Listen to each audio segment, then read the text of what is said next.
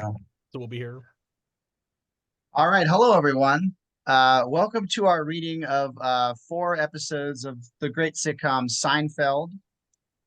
We have an amazing cast here tonight. We're all going to be playing multiple characters, but I'll just say I have Travis to my left, at least from this perspective. We have Logan, of course. We have Anne. We have Eric. And we have Cass. Woohoo! And me, George. I'm George, and I'll be playing George in this first episode, so don't get too confused. But we're going to be starting with the contest. Great episode. And Cass is going to be doing our scene description, so we're going to start right now. Act 1, Scene A. Interior coffee shop day. Jerry, Elaine, and Kramer. I can't eat this. You're not going to finish? No, it's terrible.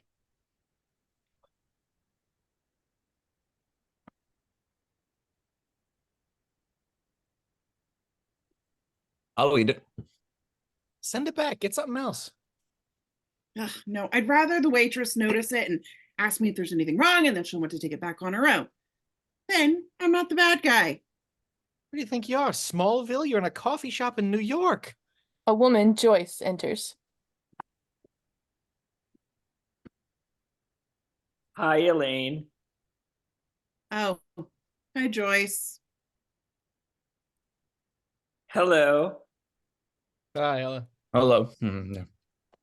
How's everything? What's new? Nothing. Nothing. You? I just started teaching an aerobics class at Manhattan Plaza. You should come down and take a class. Oh, maybe. There's an empty seat next to Elaine, and Joyce stands awkwardly, hoping to be asked to sit. Well, it was nice running into you. See ya. Joyce exits to counter. Should I ask her to sit down? Yes, it was awkward. I mean, we're not really friends, and then we wouldn't be able to talk. Look at her sitting at the counter by herself thinking, what's wrong with me? How come nobody sits next to me? I'm surprised at you. George enters. He's dazed, sits, and nods his head. Hey. What's with you? My mother caught me. Caught you doing what? You know, I was alone. You mean... Uh-huh. She caught you? Where? I stopped by the house to drop the car off, and I went inside for a few minutes. Nobody was home. They're supposed to be working. My mother had a Glamour magazine. I started leafing through it. Glamour? One thing led to another. Where were you? My old bedroom. No lock on the door? So what did she do? Oh, first she screamed, George, what are you doing? My God. And then it looked like she was going to faint. She was clutching the wall, trying to hold herself up. I didn't know whether to try and catch her or zip up. So what did you do? I zipped up. So she fell. Yeah. Well, I couldn't run over there the way I was. I wouldn't think so. So she fell and she started screaming, my back, my back. So I helped her up and drove her to the hospital. How is she? She's in traction. Her back went out. She's got to stay there a couple of days. All she could say in the car on the way over was, why, George, why? And I said, because it's there. Glamour? I'll tell you one thing, though. I am never doing that again. You mean in your mother's house or all together? All together. Yeah, Yeah, right. Yeah. Oh, you don't think I can? No chance. Oh, you think you could? Well, I know I could hold out longer than you. Really? Yeah. Got to make it interesting? Okay, how much? $100. You're on. Oh, wait a second. I'm in on this. You'll be out before we get the check. I want to be in too. No, that's out of the that's question. out of the That's not question. fair. No, that's not fair. Oh, why not? You're a woman. So what? It's much easier for women not to do it than men. We have to do it. It's part of our lifestyle. It's like shaving. Oh, that's baloney. I shave my legs. Not every day. Not every day. Look, you want to be in, you got to give us odds, at least 2-1. You got to pick up 200. No, 1,000. I'll put up 150. 150, huh? All right, 150. Now, how are we going to monitor this thing? Well, obviously, we know each other quite well. I'm sure we'll feel very comfortable within the confines of the honor system. All right. Right. Fine. It's a a bet. The bet. They all lock pinkies. Cut to Act 1, Scene B. Interior Jerry's apartment, day. George on the phone. No, Ma, I'm not going to a psychiatrist. No, I don't care if you pay for it. No discussion over. All right, I'll see you later. Yes, of course I'll come by. My mother wants me to see a psychiatrist now. Why? Just because she caught me? If everyone who did that had to go see a psychiatrist, Yeah. Whatever. How's she doing? She'll be fine. I have to go visit her in the hospital tonight. Yeah. Yep.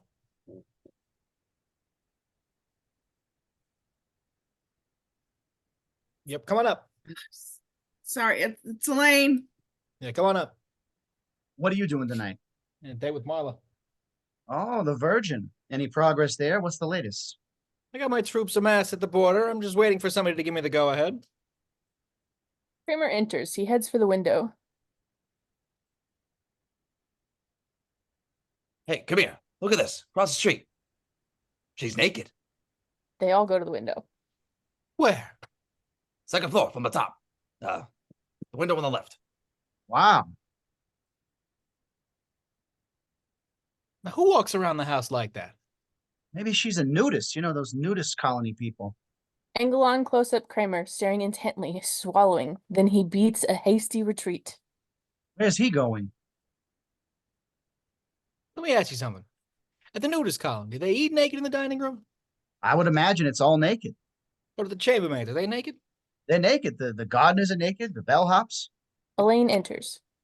Hey, Right. Well, where's my money? Who caved? Not me. not me. Not. There's a naked woman across the street. Oh, this is the easiest money I will ever make in my life. Jerry and George try to inch back to the window for another glimpse. So I called that woman from the coffee shop. I felt so guilty about not asking her to sit down. So I'm going to take one of her aerobics classes. Well, the wape should have taken it back. So I called this morning and I was chosen to go onto the space shuttle. We're going to Mars. Uh-huh. Have a good time. Kramer enters, carrying a roll of cash. He slaps it on the counter. I'm out. What? I'm out. I'm out of the contest. You're out? Wow, that was fast. It was that woman across the street. Hey, you better be careful, buddy. She's gonna get you next. He exits. And then there were 3.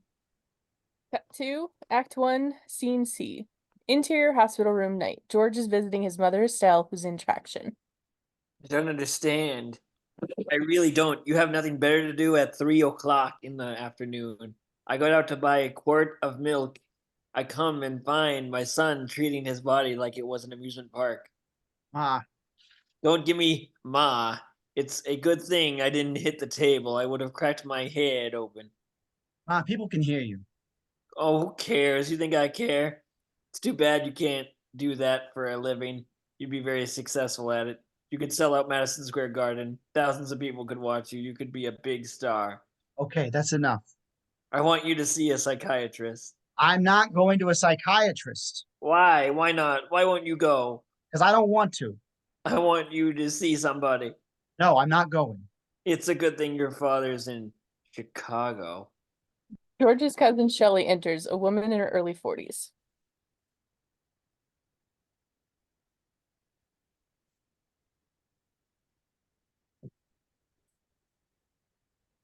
I think that's you, Cass. Oh, sorry. Hello, Estelle. How are you feeling?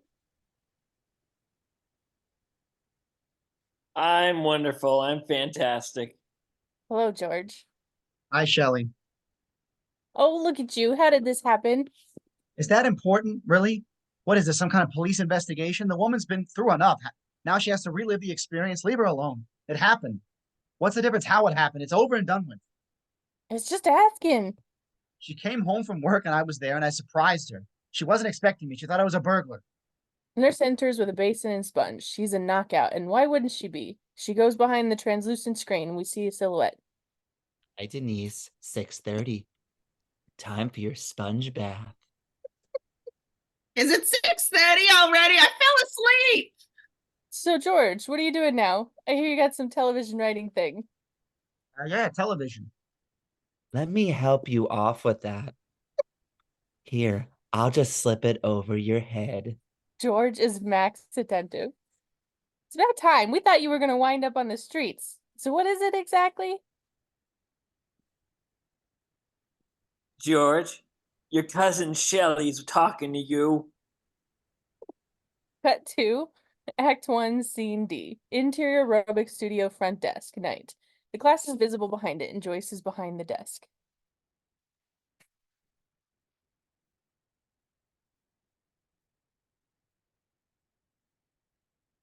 So when was the last time you took a class? It's been a while. Are you psyched? Yeah, really psyched.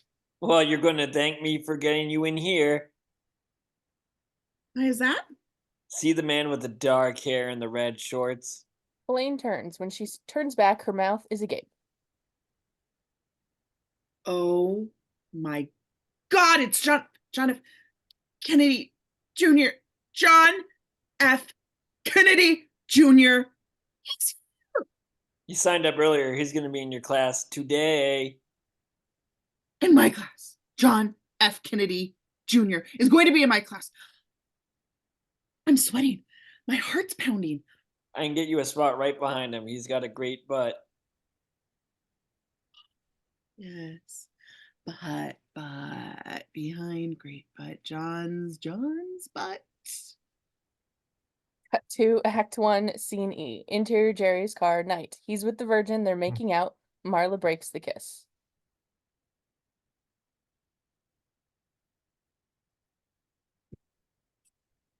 Let's slow it down a little. Slow it down. Well, you know, Yes, I know.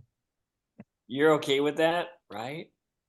Yes, of course. Yeah, I care about sex. What kind of person do you think I am? It means nothing to me. I don't care about that. I'm sorry. Sorry, get out of here. Sorry. So I'll see you Saturday night then. Yeah, Saturday night, afternoon, inside, outside, whatever you're comfortable with. All right then. Good night. Not a good night, a great night. She exits. Jerry pulls out and doesn't see a car coming. The car screeches to a stop. Hey, watch your buddy, you stupid creep! Then Jerry backs up by mistake. Pulls forward. Can't get out. He's frustrated. Cut 2. Act 1, Scene H. Interior George's bedroom, night. George can't sleep. Cut 2, Act 1, Scene J. Interior Elaine's bedroom, night. Elaine can't sleep. Cut 2, Scene K. Jerry's bedroom. Jerry can't sleep. Cut 2, Kramer's room. So Kramer's sleeping like a baby. Fade out. End of Act 1. Act 2, Scene M. Interior Jerry's apartment. Day. Jerry having juice in the kitchen. Kramer enters, refreshed and alert. Good morning. Yeah, good morning. Slept like a log. Really? Hit that pillow. I was out. Ugh, nothing like some solid sack time. Kramer starts for the window. No, she's not there. She's doing a wash. Can't you see her from your apartment? Only when she's in the kitchen. So, did you make it through the night? Yes, I'm proud to say I did. Still master of your domain? Yes, I am. I am still master of my domain. But I'll tell you what I'm gonna do. I'm going over to her apartment and tell her to pull the shades down. What did you just say? She's driving me crazy. I can't sleep. She's taking over my life. I can't leave the house. And when I'm here, I'm climbing the walls. Meanwhile, I'm dating the virgin and I'm in this contest. Something's got to give. Jerry, do you hear what you're saying? There's a beautiful woman walking around naked, and you want her to tell her to stop? That's the dumbest thing I've ever heard. It's incomprehensible. I won't let you do it. Well, I'm doing it. Get out of my way. You can't! Something like this happens once in a lifetime. As young boys, we look out our bedroom windows and think, why can't there be a woman out there taking her clothes off? Jerry, that wish has come true, and now you want to throw it away? I'm sorry. Get like you're doing. Get out of the way, Kramer. Do it, if only for my sake. God knows, I don't ask you for much. This is important. Please, Jerry, please, please, please, please. I'm begging you. All right. Thank you, Jerry. Thank you. Kramer walks to the window. Told you she's not there. I can wait. Cut to Act 2. Interior coffee shop day. Jerry and George. So the nurse gave her a sponge bath. Yeah, every night at 6:30. The nurse is gorgeous. Then I got a glimpse of the patient. I was going nuts. So I guess you'll be back at that hospital. Well, my mother. But you're still master of your domain.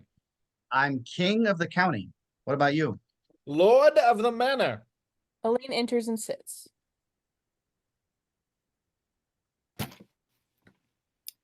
John F. Kennedy Jr. What? He was in the aerobics class. He was exercising in front of me. Really? Just talk to him. No, you don't understand. He worked out in front of me. When the class was over, I timed my walk to the door so we'd get there at the same moment. So he says to me, quite a workout. Quite a workout. What did you say? I said, yeah. Good one. Then I showered and dressed, and I saw him again on the way out. So he holds the door open for me, and he says, which way are you walking? And I said, which way are you walking? And he said, that way. And I said, well, isn't that a coincidence? Of course I'm going in the opposite direction. So we're walking and talking, and he asked my name. And I said, Elaine, but who the hell knows? Then he says, split a cab uptown. I said, sure, even though I'm going downtown. And then we get in the cab, and I have no idea where I'm going. But who cares? This is John F. Kennedy Jr. And he said, where do you live? And we were close to your block, so I said, your building. So he dropped me off in front, and I said, take a cab. I'm sorry, and I had to take a cab all the way back down to my house. The question is, are you still master of your domain? I am queen of the castle. Cut to Act 2, Scene R. Interior hospital room night. Angle on wall clock. The time reads 6:25. George enters a little out of breath, looks at the clock, looks at his watch.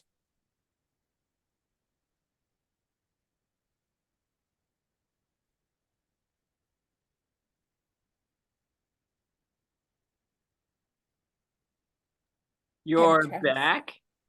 Of course I'm back. Why shouldn't I be back? My mother's in the hospital. I'm going to pay her a visit. I know, but 2 days in a row, you didn't have to do this. Have to. I want to. Why wouldn't I? I can't believe you came. What do you mean? You're my mother. What wouldn't I do for you? You know what you do. I haven't eaten lunch or dinner. I can't eat this hospital food. Maybe you could run down to a deli and get me a sandwich. You got it, Ma. A little later. Could you go now, George? I'm very hungry. I'm weak In a little while. What's the difference? because I'm very weak from hunger. I'm dizzy. I can't even focus. There's nothing to focus on. You're in a hospital room. I don't understand why you can't do this for me. I just got here. I'd like to spend some time with you. But if you wait, they won't let you back in. Visiting hours almost over. 10 minutes. Hey, have some Tic Tacs. Get out. Get the hell out of here. I'm sorry you came. The nurse enters. Hey, it's 6:30. Time for your bath. It is that time. Excuse me? It's 6:30. George, I'm hungry. Hang on, Ma. Hang on. Cut to Act 2, Scene S. Interior aerobics class night. Elaine enters, made up, hair done. Hi. Hi, did you get your hair done today? Oh, no, I just fixed it a little. You know who isn't here? He was in the early class today, but I think you might made quite an impression on him yesterday. What? Who? Me?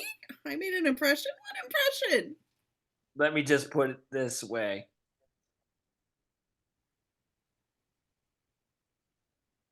Let me put it this way. No, now! Tell me now! What did he say? He asked about you.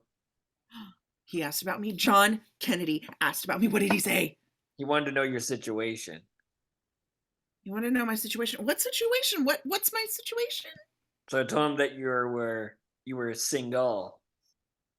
Oh, that's good. That was good. That was the right thing to say. Single, one, unattached, available. He said you were just his type. Just his type. See, now you're hurting me. You're hurting me now. Are you trying to injure me? He also told me to tell you that he'll be in your neighborhood tomorrow around 9 o'clock. So he's going to stop in front of your building if you want to come down and say hello. Elaine, dazed, starts to leave.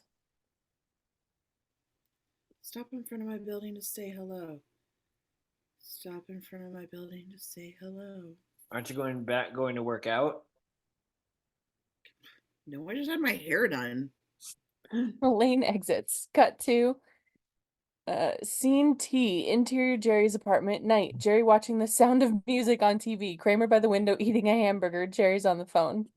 All right, Ma, I'll talk to you next week. Oh, it's The Sound of Music. I rented it. I want to see it. I don't know. I just had an urge. All right, bye. That's right. That's good.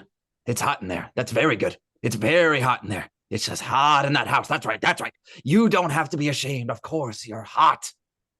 Angle on Jerry singing along to Do Re Mi. Oh, a deer, a female deer, ray, a drop of golden sun. Now Kramer joins in and they compete. Take your clothes off in your house. Walk around with nothing on. Don't you dare put that shade. Don't. Please come closer to the window. Me, a name I call myself. Cut to interior George's apartment, night. George can't sleep. Cut to Jerry's bedroom. Jerry can't sleep. Cut to Kramer's bedroom. Kramer's sleeping. Cut to Act 2, Scene Z. Interior Elaine's bedroom, night. Elaine is sleeping. Cut to Jerry's apartment, day. George and Jerry are irritable. All you have is instant coffee. Why don't you get some real coffee? I don't need coffee in there. I need coffee on the outside. Yep. It's Elaine. Come on up. Hey, where'd you get those socks? I don't know. I think those are my socks. How are these your socks? I don't know, but they're my socks. I had a pair just like that with the blue stripe, and now I don't have them anymore. Yeah, that's right. When you fell asleep one day, I took them off your feet. They looked so good on you, I had to have them. Well, they're my socks. They're my socks. What are we doing here? Believe this fighting? It's my fault. No, it's my fault. I don't know what's the matter with me. I'm snapping on everybody lately. Me too. I was yelling at a stranger on the street today. Listen, you want to call this stupid thing off? Elaine enters. Hello. Hello. She takes a deep breath, holds out her wallet, starts counting. Jerry and George are stunned. You caved? It's over? You're out? My God. The queen is dead. I can't believe it. I'm shocked. I figured you'd cruise at least to the spring. What happened? It was John. Ah, John. John. But you got through the day before. Yeah, but yesterday he told Joyce, the aerobics instructor, that he wants to meet me outside here at 9 o'clock tonight. Why outside here? Because he thinks I live here. When we shared a cab and he dropped me off here, he's picking me up. He's not going to show up. It's probably a guy. All right, Costanza. You and me, down to the wire. And then there were two. Elaine Venice Kennedy Jr. Cut to interior hospital room, night. George enters carrying a sandwich in a bag. Angle on the wall clock is 6:25. The bed next to his mother is empty, and the screen is pulled back. What happened? Where's your neighbor?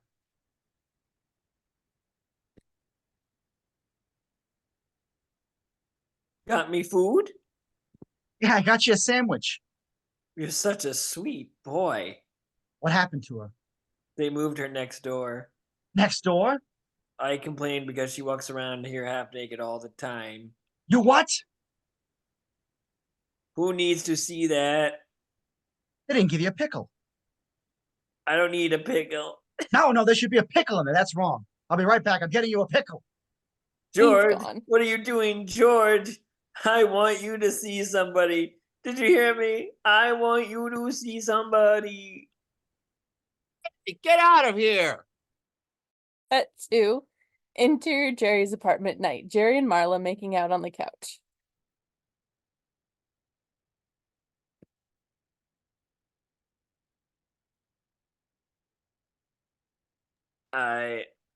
Let's go in the bedroom.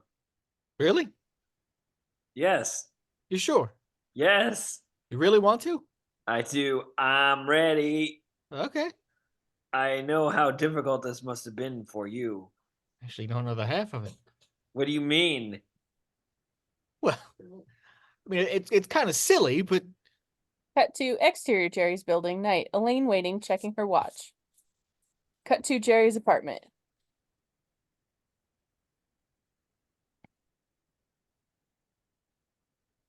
Contest? A contest? This is what you do with your friends? no, it's just a bed. I'll start it with George and his mother. I don't want to hear anymore. And to think how close I came to being the one, I must have been out of my mind. She exits. Cut to exterior Jerry's apartment. Elaine is still waiting. Marla enters.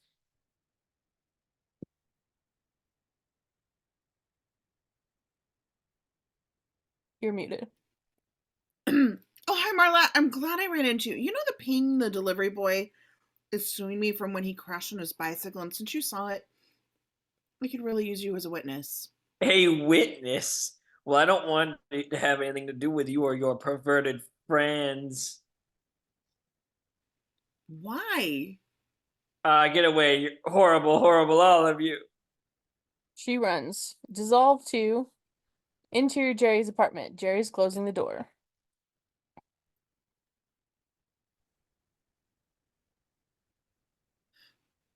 What happened? What? I just saw Marla outside and she said she wouldn't have anything to do with me or my perverted friends. Yeah. It's George. Come on up. What did you say to her? I told her about the contest. Boy, she's a wacko. She was hysterical. What are you doing up here? Where's Kennedy? Oh, he didn't show up. George enters. Hey, what happened? What? I thought you were meeting Kennedy. He didn't show. Yes, he did. He's out there? Oh my god, I gotta go! He already left. He did? He was talking to Marla. Marla? She was crying. He was consoling her. Then she got in his car and they drove away. He left with Marla the virgin? Yeah. They drove away. Yeah, drove away. Hey, I said hello to him. He's a friendly guy. Jerry spots something out the window and slowly walks over. Oh my God in heaven. What? Is that? Kramer? He's waving. Hi. They wave back at Kramer. Cut to interior Elaine's bedroom. Elaine is sleeping. Cut to George's bedroom. George is sleeping. Cut to Jerry's bedroom. Jerry is sleeping. Cut to interior woman's bedroom. Kramer and woman are sleeping. Cut to interior JFK Jr.'s bedroom. Marla and John Kennedy Jr. are sleeping. Marla stirs. Oh, John. John, that was wonderful. Fade out. End of Act 2. Seinfeld, The Pick, written by Larry David. Show opens, stand-up number 1, Interior Comedy Club night. So I went to a fashion show. First of all, the whole concept of modeling is counterproductive to the fashion industry because when these women are around, who's looking at clothes? I didn't notice any of the clothes. We're all appalling. Yeah, what are we applauding? We're applauding. There's great looking women here. Yeah, they're just great. We're applauding. I'm glad I'm here in this room with all these great looking women. Anybody can design a shirt. It takes talent to get all these girls in one spot. That's talent. What is this goofy walk that the models do? You know this walk that they do down the runway just like they have to go somewhere? You know, like they're walking like this, like they're really on their way somewhere, you know, and then they get to the end and it's like, well, I guess I'll just go back. Fade out. Act 1, Scene A. Interior Jerry's apartment, day. Jerry and George. I loved her, Jerry. I loved her. No, you didn't. And she loved me. Woohoo! She really did. No, she didn't. What am I gonna do now? I can't live without Susan. I've got to get her back. How? How am I gonna get her back? Not only didn't you love her, you didn't even like her. Who says? You did! Ah, a beautiful, successful, intelligent woman's in love with me, and I'd throw it all away. Oh boy, now I'll spend the rest of my life living alone. I'll sit in my disgusting little apartment, watching basketball games, eating Chinese takeout, walking around with no underwear because I'm too lazy to do laundry. You walk around with no underwear? Yeah, what do you do when you run out of laundry? I do a wash. Who am I gonna meet that's better than her? No one, Jerry. No one's better than her. When you were with her, you said you couldn't stand her. I loved her. You said going up on the steps to her apartment was like being taken to a cell. I would give anything to be going up those stairs again. I've got to call her. Should I call her? George, I don't know if that's such a good idea. Why? You need some professional advice. Why don't you see Elaine's friend? She's a therapist. I'm not going to that nut doctor she went to Europe with. Elaine enters from the bathroom. No, Elaine. What's the name of that friend of yours that's a therapist, the woman? Dana Foley. Right, Dana Foley. Is she any good? Oh, wait, that's not me. Is she any good? Oh, yeah, she's terrific. Why? Are you thinking of going? Elaine is looking through Jerry's Christmas cards. Yeah, who's that? It's that model I met on the plane. She sent you a Christmas card? And we're going out Saturday night. My darling Susan. My darling! What are you doing? Date with Fred. The religious guy? He's not that religious. Let us pray. You got any double crunch? Yeah. Kramer, should I call Susan? Now, what does the little man inside you say? See, you got to listen to the little man. My little man doesn't know. The little man knows all. My little man's an idiot.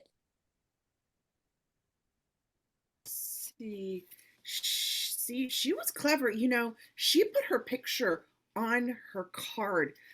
I should do that. I never do anything like that. Wait. You want a picture like that on a Christmas card? I could do that for you.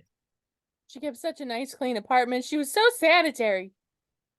No, I was just thinking out loud. I don't want my picture on the card. No. I'll take your picture. I'll take care of everything. She made a big breakfast every Sunday. I don't know what she put in those eggs. Now, come on over. I'll have my cereal. I'll take your picture. Really? Can you really take a picture?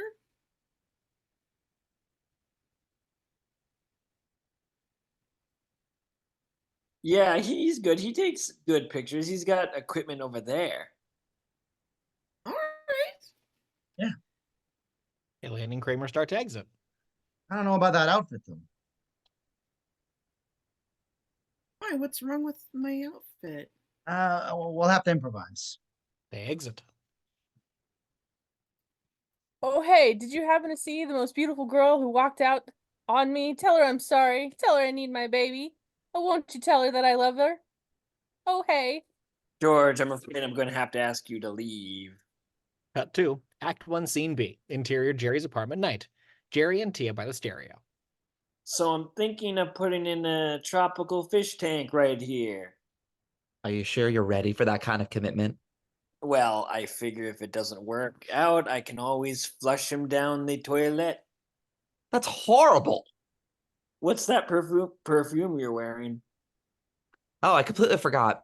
I want you to see this. That Calvin Klein ad I was telling you about came out the other day. Today. What is that smell? It's here somewhere. She looks through the magazine. Smells like the beach. Exactly. She shows Jerry the ad. Oh my god, is that the new perfume? Yeah. I can't believe this. My next door neighbor had the idea for this exact perfume last year. He even met with an executive at Calvin Klein. I can't believe they stole his idea. So was what? His idea. Are you sure? And you're the model from this perfume? We hear Kramer's door slam. Jerry freezes. Oh, that's him. He just came home. We hear Kramer's door slam again. Oh, the door. He runs to lock it, but Kramer enters first. Hey, how you doing? Oh. Yeah, I'll see you later. Yeah, those I just eyes. wanted to borrow your dustbuster. All right. Come on in. Just wait over here. Just wait here and I'll get it for you. Kramer, this is Tia. Hello. Hi. Yeah. Jerry pushes Tia back by the desk. He exits to the bedroom. How tall are you? Oh, sorry. 5'10". Let's see. Come on, back to back. They move together until Jerry rushes out with the dustbuster. No, Kramer. Wow, what's the matter with you? I just wanted to see how tall she was. Oh, you're tall. She's tall. I'm tall. What's the difference? Who's tall? We're all tall. Now Kramer starts sniffing. What's that? What? That smell. What's that smell? What smell? Jerry dustbusts around Tia. It's very familiar. I can't put my finger on it. It's very familiar. Oh, they're all the same. Here. Now, if you'll excuse us. Yeah, okay. So I'll see you tomorrow. Yeah. Yeah, okay. Nice meeting you. Nice meeting you too. Kramer exits. The door closes. Woo, that was close. The beach! He's back. You smell like the beach. What's the name of that perfume? It's Ocean by Calvin Klein. Calvin Klein. No, that's my idea. They stole my idea. See, I had the idea of a cologne that makes you smell like it just came from the beach. Jerry shows Kramer the magazine. I know. Look at Kramer looks at the ad and recoils in horror. That's you. What's going on here? The gift, he laughs at me and then he steals my idea. I could have been a millionaire. I could have been a fragrance millionaire, Jerry. They're not going to get away with this. Kramer exits. Cut to Act 1, Scene C. Interior therapist's office day. Dana Foley, warm, compassionate, greets George. Hello, George. Come in, come in. I've heard an awful lot about you. Please, sit down. Well, hello. Specifically the reason I'm here, I don't know what Elaine told you, but I broke up with my girlfriend a couple weeks ago. Actually, she broke up with me, and well, I was the cause of it, and I just want to find out from you. George has been unsuccessfully trying to pull the zipper on his jacket down. What's with this thing? So, she broke up with you. Yeah, and why would this go down? It's all right. Don't worry about it. So why did she break up with you? What is with this damn zipper? It doesn't matter. You'll fix it later. Tell me about your girlfriend. It's stuck in a piece of cloth here. I can't get the cloth out. It doesn't matter. Oh, this is a brand new jacket, boy. This really burns me up. George, look at me, okay? Forget about the zipper. What's your girlfriend's name? Susan. Okay, we're getting somewhere. It's just so frustrating. It's a brand new jacket. Now George tries to pull it over his head and it gets stuck.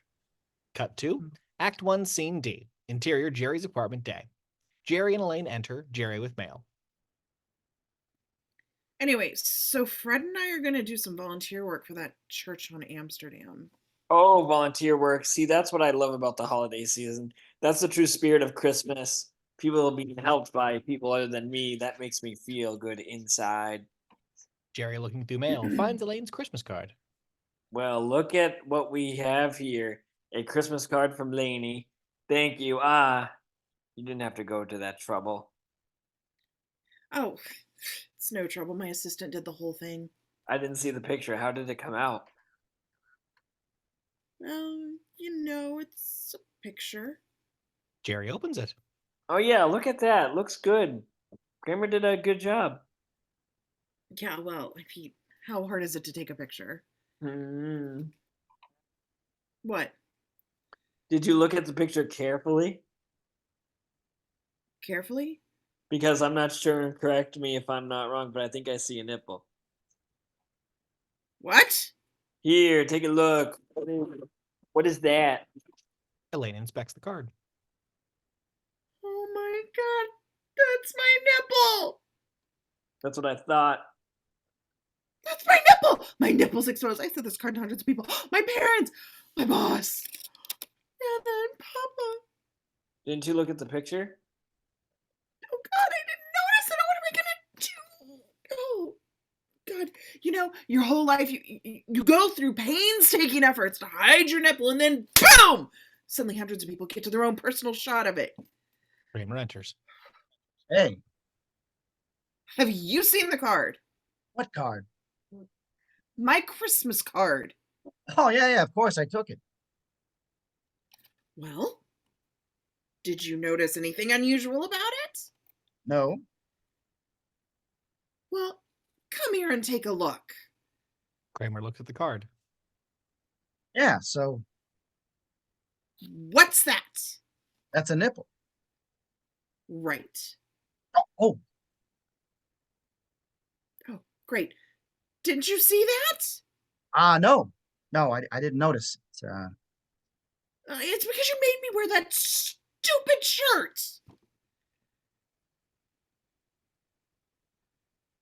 Well, maybe. Well, maybe no one noticed it. You didn't notice it. Let me get Newman. We'll see if he sees it. No, I don't want him looking. Oh, what's the difference? Everybody else you know has it. Jerry exits. Kramer picks it up to look again. Elaine grabs it away. My God, I sent one to the super in my building. My mailman, my 10-year-old little nephew, Sister Mary Catherine. Oh, Father Chelios. Oh my God, Fred, I sent one to Fred. Jerry and Newman enter. Okay, what is it? Here, take a look at this card. Tell if you notice anything unusual about it. Yeah, your nipple's showing. Okay, thanks. Anything else? No. All right, see you later. Newman exits. Elaine slumps. What? So what? It's a nipple. It's a little brown, circular head protrudence. What's the big deal? Here's everybody's got him. Look, I got him. Jerry pulls up his shirt. Kramer follows suit. Yeah, look, I got him too. See, everybody's got him. Cut 2, Act 1, Scene E, Interior Therapist's Office, day. Dana is now standing over George, struggling with the zipper. The kind of got a little piece of cloth that's stuck underneath it. You pull it up a little bit. Oh, yeah. Here, you hold it. Wait, hold it. Damn it! Can't move it. I've never seen a zipper so stubborn. Damn it! Almost had it. Okay, you've got it separated. Take it right off the... Wait, let me try. You're gonna rip it. You're gonna rip it. Ugh. I'm afraid we're gonna have to stop now. Okay, my mother's gonna pay for this session. Oh, is that Elaine's Christmas card? George picks up the card. Yeah. George looks at it, then looks closer. Cut 2. Act 1, Scene H, Interior Jerry's car, night. Jerry is stopped at a light. Tia pulls up in a cab on Jerry's left. Jerry has right hand on right nostril, scratching in a daze. Jerry then turns to his left, only to see Tia's horrified look.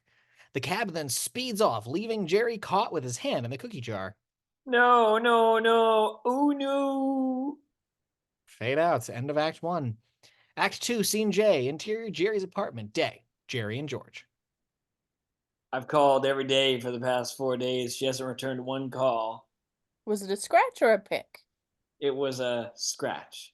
Hey, it's me. Don't you think I know the difference between a pick and a scratch? Yeah. It's me. Come on up. Buzzes her up. Was there any nostril penetration? There may have been some incidental penetration, but from her angle, she was in no position to make the call. So let's say in her mind she witnessed a pick. Okay? Oh, my script froze. Sorry, guys. Okay. There you go. Yeah. So in her mind she witnessed a pick, okay? So then what? Is that so unforgivable?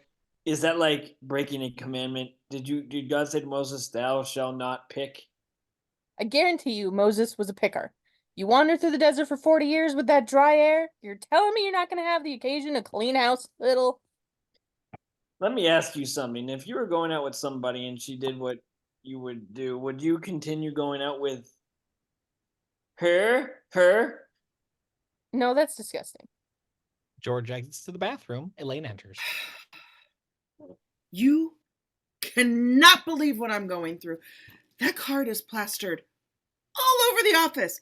Everyone's calling me Nip. Yeah, that's my new nickname at the office. Nip. These guys keep asking me out for drinks. Not only that, Fred, you know the guy I told you about? He hasn't called me in 3 days. Oh, hey. Elaine goes to the bookcase, takes the card down. George enters from the bathroom. Hey, how come I didn't even get a Christmas card? Everybody else got one. Jerry got one. Kramer got one. I thought we were good friends. I don't get a Christmas card? I don't get it. Oh, you want a Christmas card? You want a Christmas card. All right, here. Here's your Christmas card. She pulls his head into her breast. She releases him and crosses away. George is in shock. Kramer enters. Hey, you got any double crunch? Yeah, I think I do. What's that perfume? It's the ocean. That's mine. That's my smell. Jerry, you got to get that model to get me an appointment with Calvin Klein. I can't. She won't return my calls because she caught me in a pick at a light. I thought you said it was a scratch. But that's not what she thinks. Hey, why don't you call her agency? Maybe she's been out of town. She didn't get the calls. All right, I'll call the agency. Jerry checks his address book and dials. Hello, yes, I'm trying to get in touch with Tia Van Camp. Do you know if she's been in town? Oh, really? Well, thank you very much. Hangs up. She's been in town. She's at Calvin Klein right now. Let's go. Cut to Act 2, Scene K, interior coffee shop day. George and Susan. It'll be different this time, I promise. I promise difference. I'm committed to difference.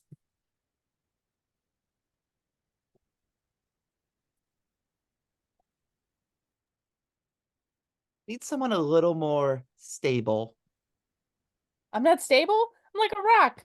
I take these glasses off, you can't tell the difference between me and a rock. I put these glasses on the rock, you know what jumps into most people's minds? Costanza. People don't change. I change. 2 weeks ago, I tried a soft-boiled egg. Never liked it before. Now I'm dunking a piece of toast in there and I'm loving it. I'm not a soft-boiled egg. And I'm not a piece of toast. Well, I just don't think we have anything in common. That's okay. That's good. You think Louis Pasteur and his wife had anything in common? He was in the field all day with the cows, and the milk, examining the milk, delving the milk, consumed with milk, pasteurization, homogenization. He was in the kitchen killing cockroaches with the boot on each hand. Why were there so many cockroaches? Because there was a lot of cake lying around the house, just sitting there with all the excess milk from the experiments. And they got along? Yes. She didn't know about pasteurization. She didn't know about fumigation, but they made it work. Cut to Act 2, Scene L, interior Calvin Klein's office day. Calvin and Tia are in a meeting. Kramer is heard outside the door. I want to talk to Calvin. You can't go in there. Let me talk to Calvin. I'm going to talk to Calvin. Kramer enters. Kramer? Oh, Tia, hi.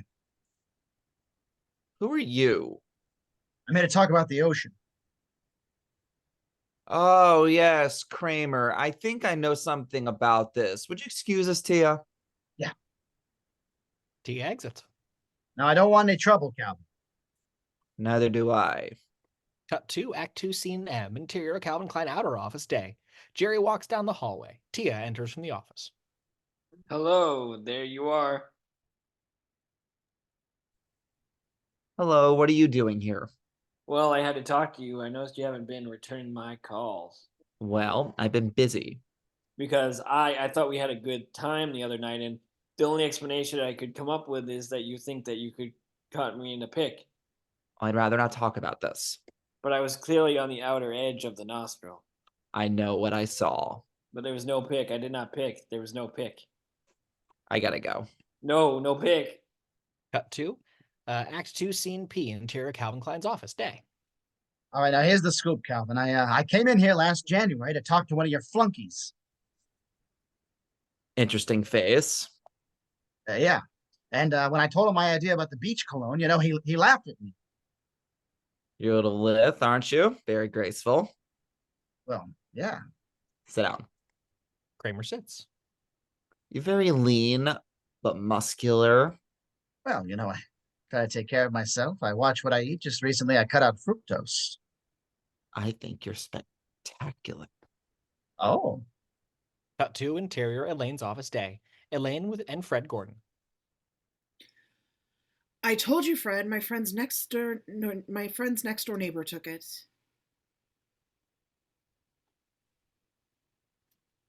So what happened? Well, I must have missed a button. I forgot to button it. I really don't see how you could miss a button like that. Oh, you never missed a button.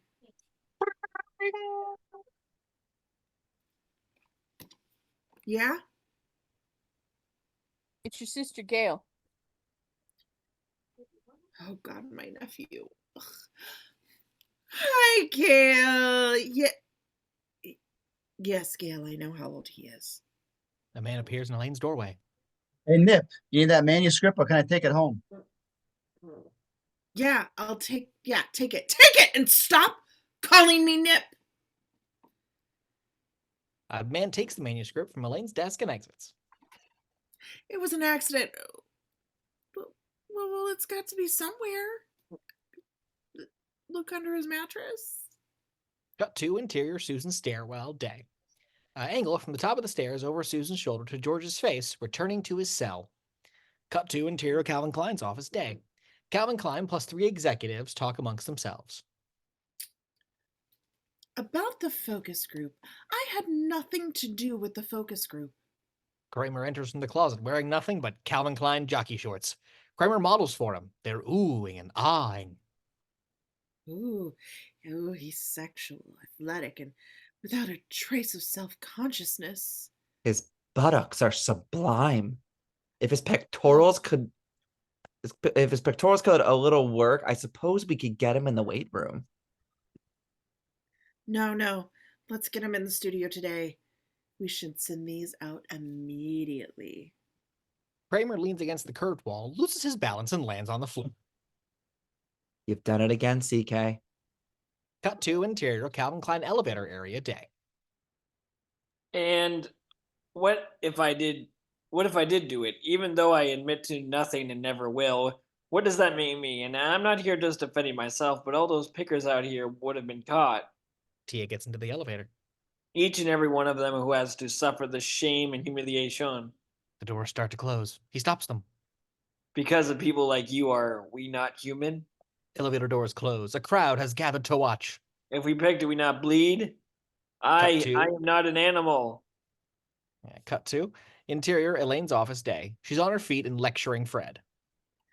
And I did not bear myself deliberately. I tell you, I wish now that I had, because it is not me that has been exposed, but you, for I have seen the nipple on your soul. Cut to interior coffee shop. Day. Jerry, George, and Elaine. So the minute I started up the steps to her apartment, I knew I made a terrible mistake going back with her.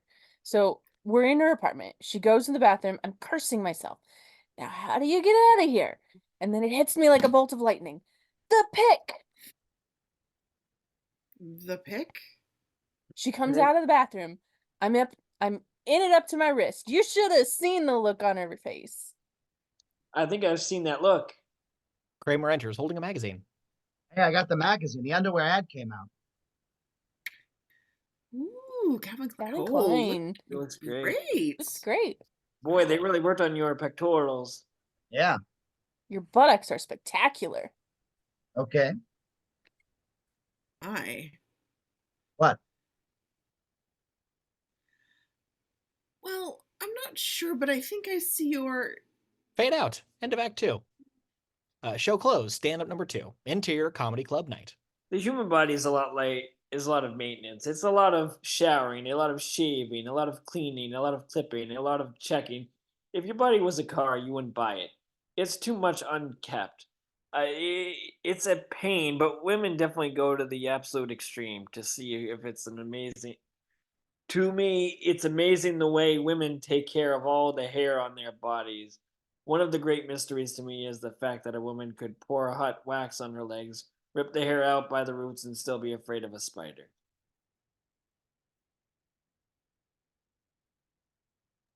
Fade out. End of show. All right, here we go. Seinfeld, episode 502, The Puffy Shirt, written by Larry David. Interior, Jerry's apartment, day. George is waiting for Jerry, who's getting ready to leave. I can't believe it. I can't believe it. It won't be for long. How am I going to do this? How can I live with those people? Please tell me they're insane. You know that. Oh, my parents are just as crazy. Are you kidding? How could you compare your parents to my parents? Hey, no one's in a league with my father. My father wears sneakers in the pool. Oh, really? Well, my father has never thrown anything out. Never. Yeah, your father's pretty sick, but what about my mother? What about her? She's as sick as they come.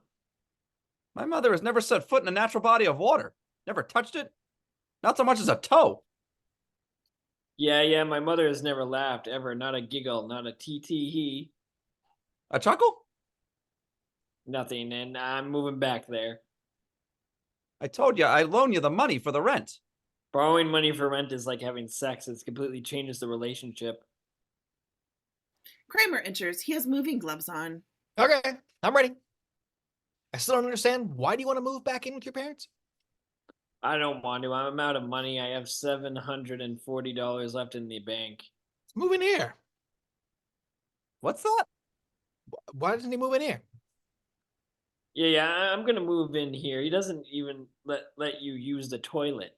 You can stay with me if you want. Thank you, but that might not work out. Ring, ring. Ring, ring. Hello? Yes. Hi, Mrs. Costanza. Yeah, he's right here. George takes his phone. What? I don't know if they're going to be hungry. If they want something, you'll make it for them. It's not that important. Doesn't have to be ready as soon as they walk in. They drink anything. Yeah, that's good too. Whatever. I'll see you. Bye.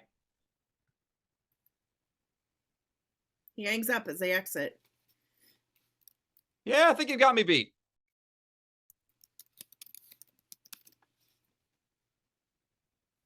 Excuse me. Act 1, Scene B. Interior Costanza living room. Day. Jerry, George, and Kramer coming in with a suitcase. They bump a wall. Careful with the suitcases we just painted. Hello, Mrs. Costanza. Hello, Miss Costanza. Hello, Kramer. Close the door. We have some more stuff. More stuff. How much is in there?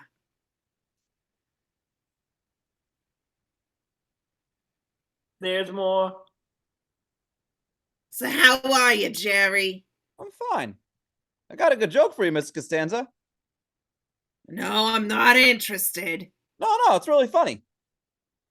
Tell it to the audience. Yeah, I made some bologna sandwiches.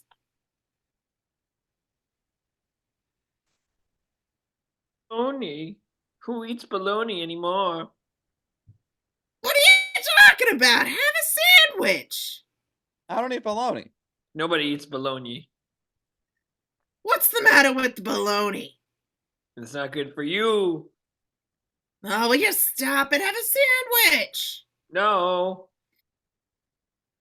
Kramer, you don't want one? No, thanks. What's the matter with you? Me? Nothing. You're a little touched in the head.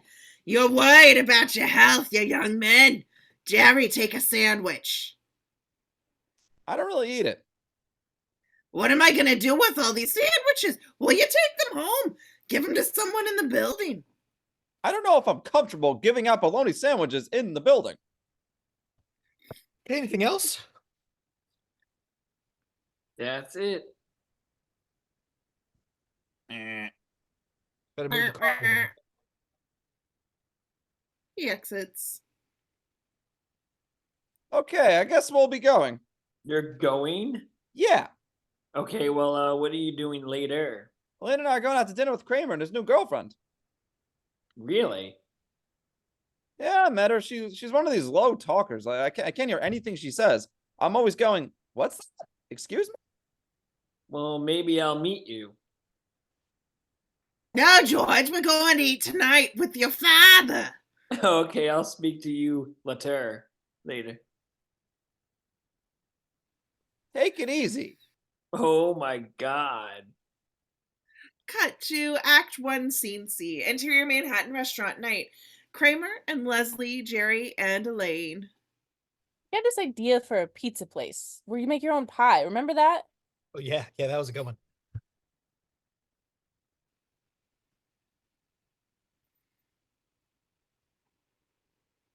So people. Sorry? God. Excuse me? People.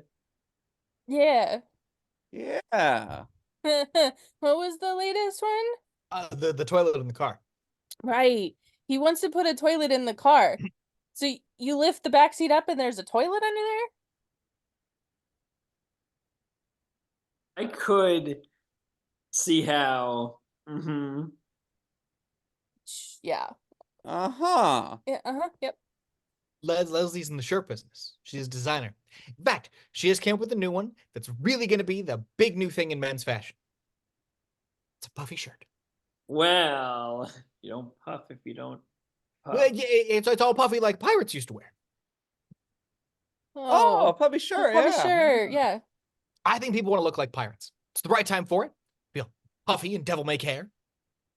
That's a load of puff. But that's true. I'll be right back. Puffy Kramer shirt. exits. Pretty good.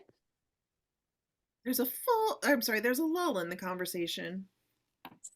So Jerry is going to be on the Today Show on Friday. Yeah, that's right. He's doing a benefit for Goodwill. You know, they give out clothing to the poor and the homeless. And the indigent. And them. I do volunteer work for Goodwill. I set the whole thing up and got Jerry to do it. Well, maybe if you puffed your way. Yeah. Sure. Sure, huh? Oh, well, puffity puff. Uh-huh. Right. All right, uh-huh. Kramer talking about? returns. What are you talking about? This and that. That, no. Cut to Act 1, Scene D. Interior Queen's restaurant night. George, Estelle, and Frank. Maybe you should take a civil service test. I'm not taking the civil service test. Hey, look at this, George. You ever seen a silver dollar? Yes, I've seen a silver dollar. Why don't you want to take the test? To do what works in the post office. Is that what you want me to do? Would you believe when I was 18, I had a silver dollar collection? Yeah, I believe it. Why not? What's the matter with the post office? I'm going to be a mailman? Is that what you want me to be? You want me to walk around the neighborhood in shorts and get bit by dogs? Would you believe I had one from 1916, mint condition? Mint. That I don't believe. I don't understand. You get the job security, you get the paycheck every week. I'm not going to take it. You know, I can't bring myself to spend one of these. I got some kind of a phobia. Well, you remind me of your collection from when you were 18. So what are you gonna do? I don't know, but I know I have some kind of talent, something to offer. I just haven't found out what it is yet. I'll bet that collection will be worth a lot of money today. Man, oh my God.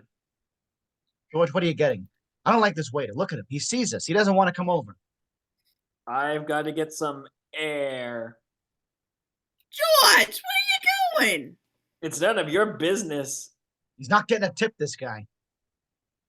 Cut to Act 1, Scene E. Interior Queen's Restaurant entrance night. Podium area. George is making his way out. He's upset, preoccupied. He bumps into Elsa Carlyle, an aging model, Minnie Mogul. Her purse is dumped. Oh, I'm sorry. I'm terribly sorry. Look what you've done. You've spilled my bag.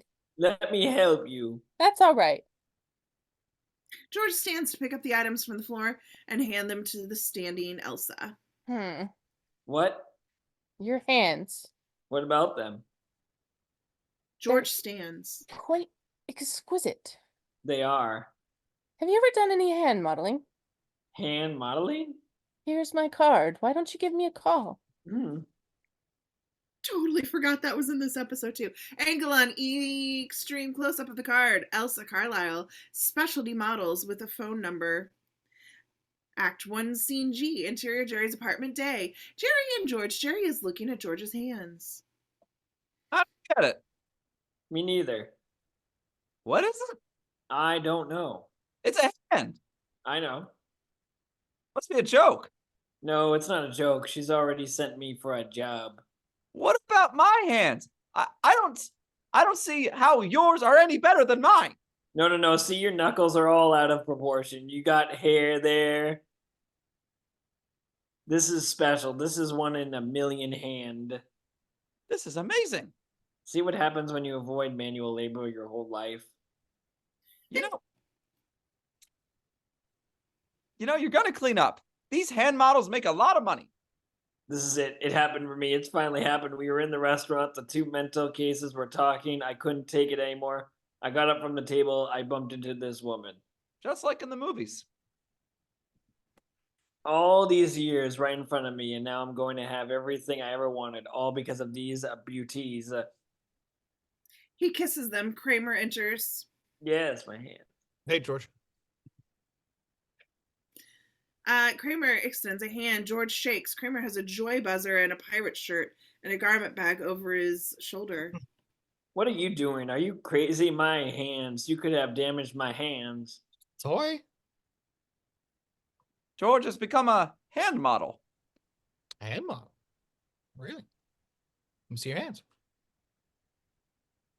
George is reluctant to show. Don't touch them. Oh. I'll show them to you, but don't touch them. But they are soft. Oh. Very nice. You're really smooth. Good, George. What's this shiny stuff? Polish. All right, I've got to go. He pulls out a pair of gloves. Heat gloves? It's all I had. Would you get them to the door, please? Kramer or Jerry opens it. Thank you. George exits. Can't believe what's happening with Leslie. Since you agreed to wear the puffy shirt on the Today Show, she's been able to get all these orders from boutiques, department stores. Uh-huh. Since I what? Agreed to wear the puffy shirt. What are you talking about? You said you wear the puffy shirt on the Today Show. No, I didn't. Yeah, you did. When did I say that? When we were out at dinner that night. Are you crazy? What did you talk about when I went to the bathroom? I don't know. I couldn't hear a word she said. I was just nodding. There you go. Where I go? You mean she was asking me to wear this ridiculous shirt on national TV, and I said yes. Yeah. Well, but I didn't know what she was talking about. I couldn't hear her. She asked you. I can't wear this puppy shirt on TV. Look at it. It looks Jerry. ridiculous. Jerry, you have to wear it. All these stores are stocking it based on the condition that you're going to wear it on TV. The factory in Massachusetts, They're making these? Jerry, this pirate trend she's creating is going to be the look of the 90s. You'll be the first pirate. I don't want to be a pirate. Jerry, her career is floundering. You revitalized her whole business. Well, maybe if I put a sports jacket over it. Sports jacket? Pirates don't wear sports jackets. Why can't this woman speak up? Fade out, end of Act 1. Act 2, Scene H, interior Costanza living room, day 2. Angle on, extreme close-up of George's hands. He's applying clear nail polish. He's got lotions, cotton balls, etc. I knew it. I always knew you had beautiful hands. I used to tell people. Frank, didn't I used to tell people about his hands? You talked about his hands? Who the hell did you ever mention his hands to? I mentioned his hands to plenty of people. You never mentioned them to me. Hand me an emery board. That's funny. I always talk about your hands and how they're so soft and milky white. Milky White, no. You never said Milky White. I said milky white. Scissor. Estelle hands it to him with the point facing him. Don't hand it to me with the point out. Oh, sorry. You're sorry. I'll try to be more careful. I hope so. Would you like anything to drink? Not right now. George, would you like some Jell-O? It's not any good. I don't know why you put the bananas on the bottom. George likes the bananas. So let him have bananas on the side. Please, I cannot have this constant bickering. Stress is very damaging to the epithelials. Now I have a photo shoot early tomorrow morning. My hands have to be in tip-top condition. I need my rest, so please get out. But Georgie, Out! what about the Jell-O? All right, get the Jell-O and then go. Cut to Act 2, Scene J. Interior dressing room J. It's a window that opens. There's an ironing board with an iron. Kramer's reading magazines. Knock on the door. Going. Just wanted to let you know he's got about 5 minutes. Keep it up.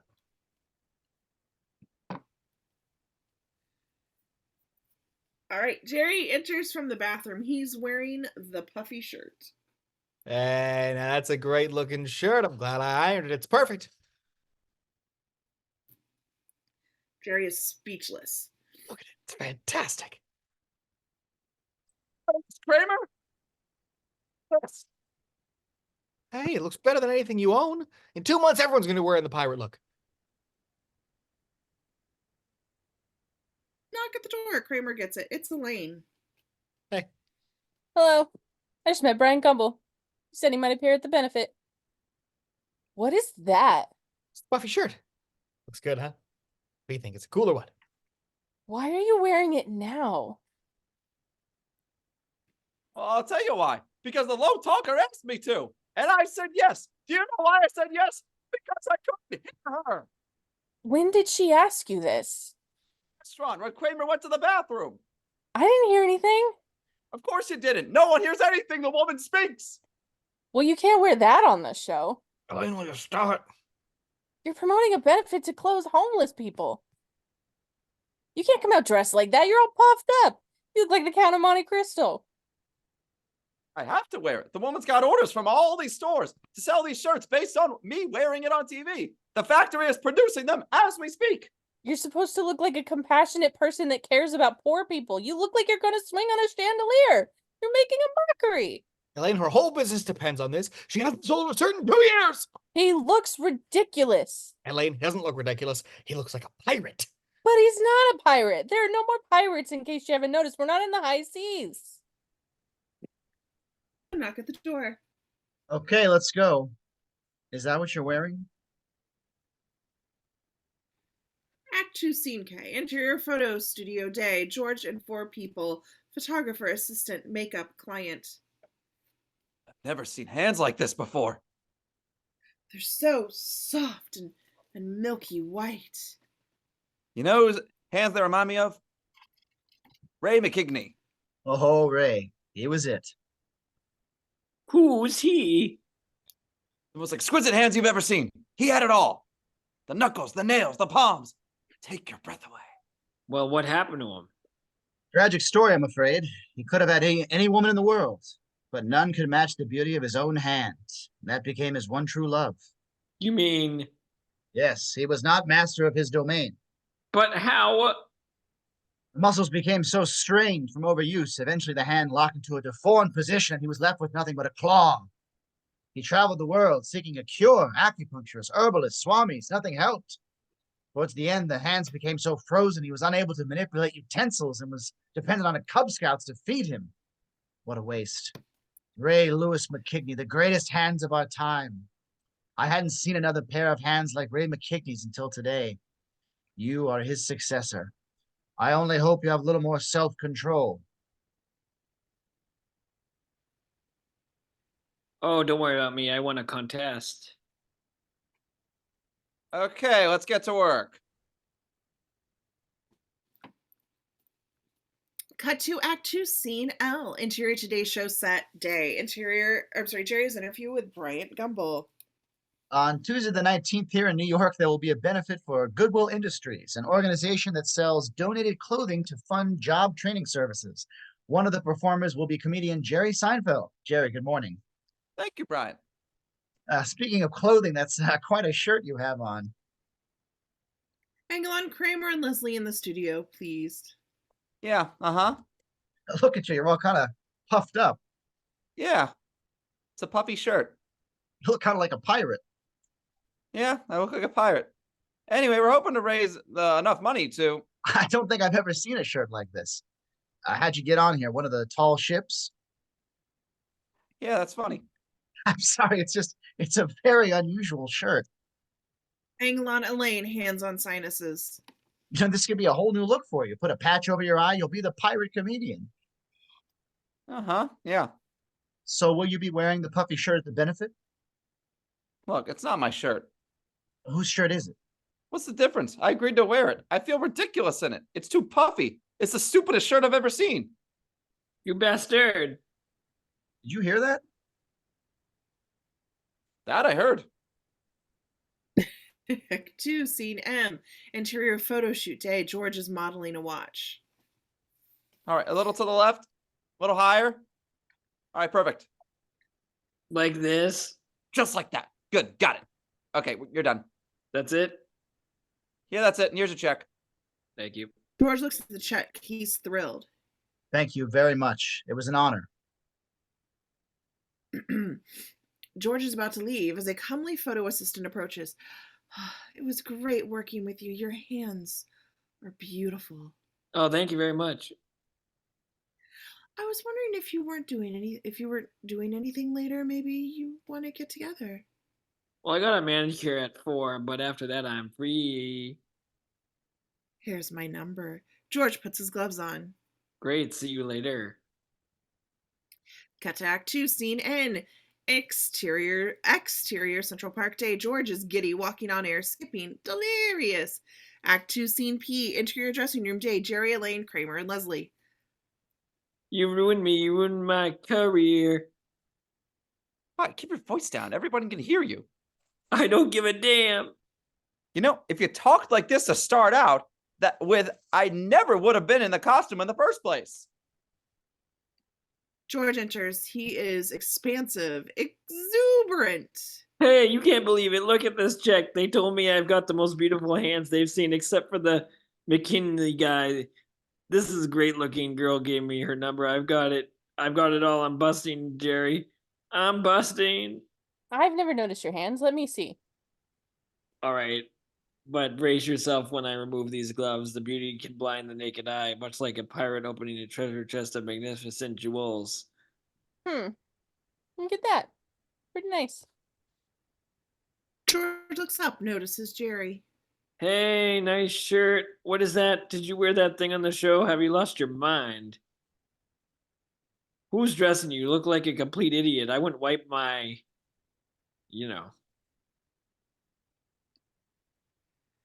At this moment, Leslie, in a rage, pushes him from behind. George lunges forward, hands outstretched, angle on, close-up of iron, sizzling. Cut to Act 2, Scene B, exterior New York City day, long shot of Rockefeller Center.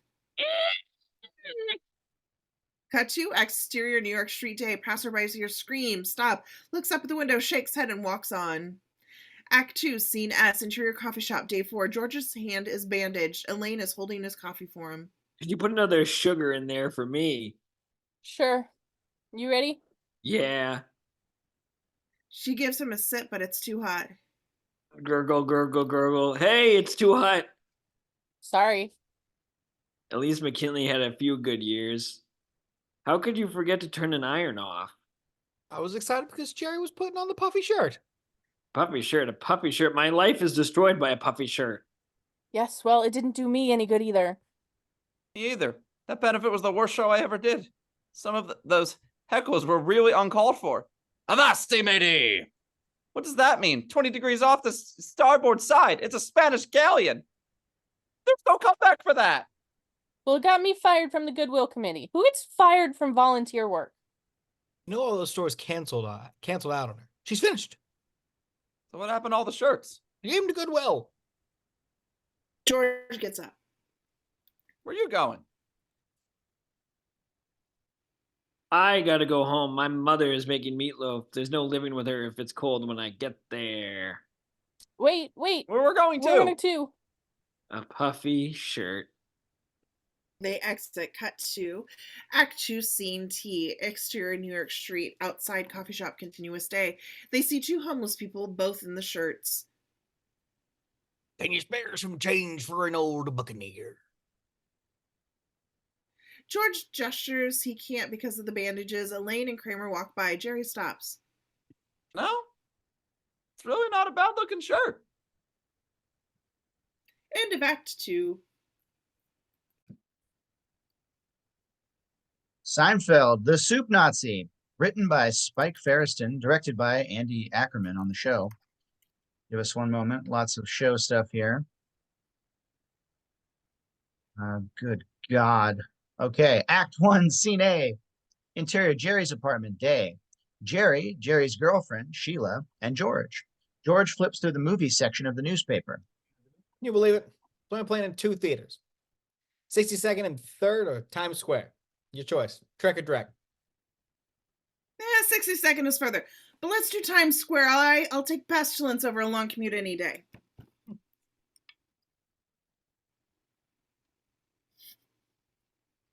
Or we could go to the subway and get it all. I say Times Square too. Do you have time to go to the soup place? No, I'll just meet you back there for the movie. Okay. Isn't it funny how we're always agreeing? Sheila and Jerry momentarily get lost in each other's eyes. George is annoyed. Remember the last time we went to a movie in Times Square? Looked in the suggestion box. There were 3 suggestions and they all said the same thing. Do something about the rats. Rats? Yeah, they're just pigeons without wings. And beaks, for that matter. You're so funny. It's important you think so. George grows more frustrated. Jerry and Sheila are oblivious. What about Susan?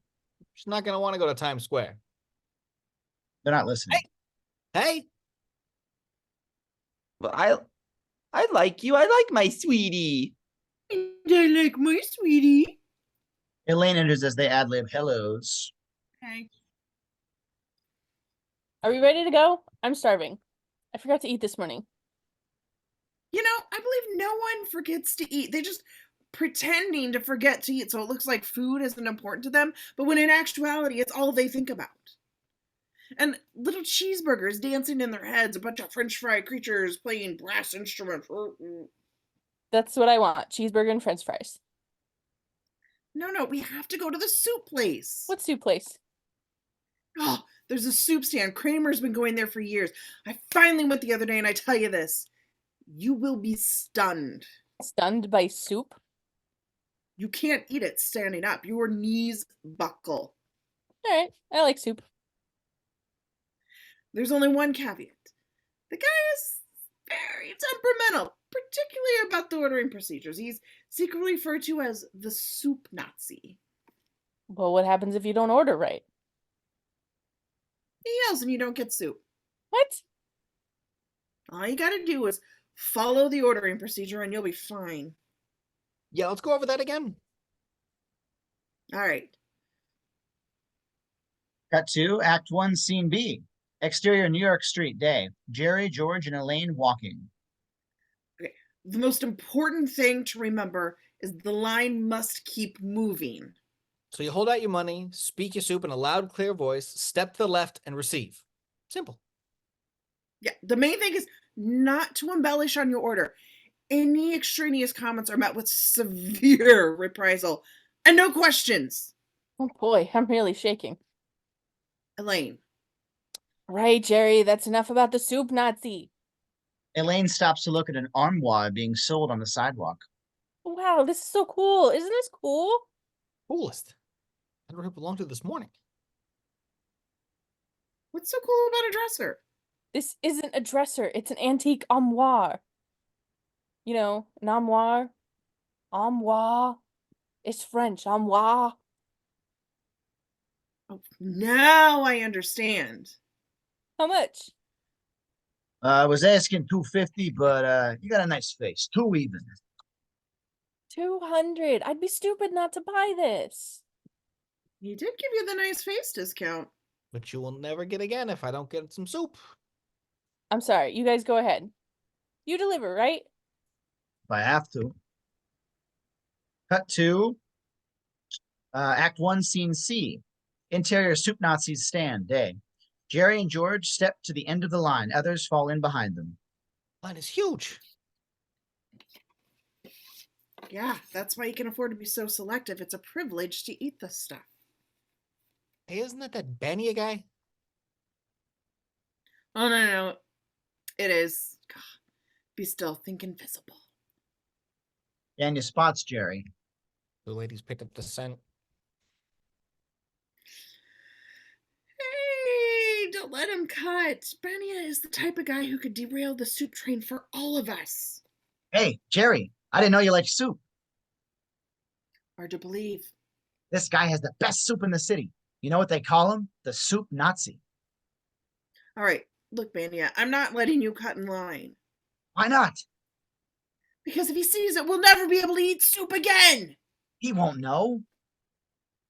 Benia, if you don't leave in 2 seconds, I'm going to tell him. Okay. Daniel goes to the end of the line. George is next. Jerry watches intently. The Soup Nazi grunts. George holds out his money. Medium, turkey, chili. Like a pro, George slides to the left and receives his order. Nice form for a rookie. George looks in the bag. Something is wrong. He goes back to the soup counter. George? Excuse me, I think you forgot my bread. Bread, $2 extra. $2. It was free. Everyone in front of me got free bread. $2. You insane? No soup for you. Go. The Soup Nazi grabs back the soup. George, incredulous, looks to Jerry, who hides beneath his newspaper. Cut to Act 1, Scene D. Exterior Elaine's building, day. The furniture guy has the armoire in a hand truck. Elaine talks with her super. What do you mean I can't bring it in? I live here. It's Sunday. There's no moving on Sunday. It's a rule. But I didn't know. Can't you make an exception? I've got a nice face. No, tomorrow morning you can bring it in. What if I leave it out? Someone will take it. Come on, it must weigh several hundred pounds. How are they going to take it without you hearing a truck or something? How am I supposed to differentiate between regular truck noise and the truck noises stealing my armoire? Super Well, lead. you'll just have to hold it for me. I'm a guy on the sidewalk. I don't have layaway. But Cut to Act 1, Scene E. Interior Jerry's apartment, day. Jerry and George. George picks through a box of sourdough pretzels. He yelled at me in front of all those people. I told you not to go back. You wouldn't listen. You're a rookie. You don't know what you're doing, and then this is what happens. But the bread was free. If he picks up something that doesn't like, he'll charge you for the bread. Why could people let him get away with this? You tasted my soup. Yeah. Unbelievable. These pretzels have no salt. What's the point? Yeah, I bought the Baldies by mistake. Hey. He has this chicken broccoli. Sounds ordinary, but he does something to that broccoli. Each spoonful satisfies on so deeply. Man is a thug. He should be beaten down with a pipe. Oh, and the crab bisque. You like crab, don't you? Giant hunks of crab swimming in creamy buttery broth. George grabs his coat. Go back. I thought you said it wasn't worth it. The degeneration. Denigration, that was before your little crab speech there. That's the word. Sheila enters. They ad-lib hellos, then Sheila hugs Jerry. Hi, Schmoopy. It's me. I'm the sweetest. Yes, you are. They coo some more. George shuffles uneasily. I'm gone. Okay, we'll see you and Susan later on at the theater.